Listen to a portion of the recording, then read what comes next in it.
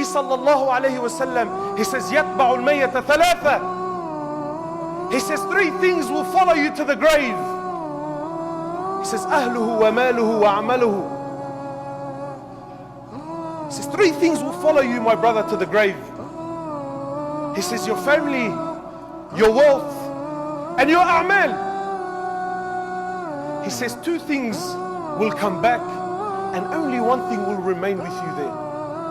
Brother, paint it how you want. This is the reality, because Rasulullah sallallahu alaihi wasallam la yantiqu 'anil hawa. He doesn't speak from his own vain desires. Rather, what he speaks is revelation from Allah. And you try this. I've tried it many times when you go to the funeral. And I remember asking myself, how does your wealth follow you to the grave?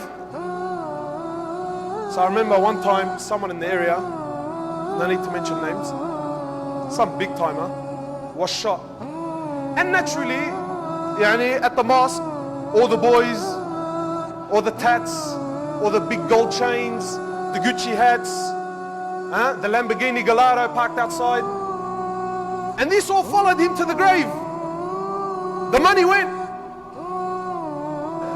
And the Breitling watches with the diamond bezels, and so all of this followed the man to the grave. They buried the man.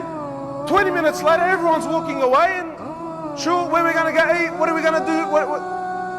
The family sat there, made dua, a couple of tears, walked back, and what was he left with, my brother? Nothing! He was left with nothing! He was left with his a'mal. If he did good, he will verily see. And if he did bad, he will surely see. My brothers, the love of this world, wallah al-azim, it's crippling us. This heart, wallahi, I went to Hajj this year. Alhamdulillah, I've been on deen for I don't know how long, and in and out, and lessons, and sitting with mashayikh, and whatever have you. But even on the day of Arafat, I struggled. I absolutely struggled to get a tea. Just one tea. I want something to fall. Nothing. Because this heart can only take so much. And this heart, instead of filling it up with the love of Allah, I filled it up with the love of this dunya. So I'll give you an example. I want you to imagine now one of the brothers bought a Mercedes-Benz, bought a brand new car, whatever it is, bought a brand new car, parked it in the driveway, and next morning, the car's gone. So automatically we're going to ask, brother, you insured? And we're holding on to the reply. If he says yes, alhamdulillah. If he says no, your heart is going to burn. So when the brother says to you, no, brother, the Mercedes-Benz wasn't insured, oh, my heart. Oh, you could just cry.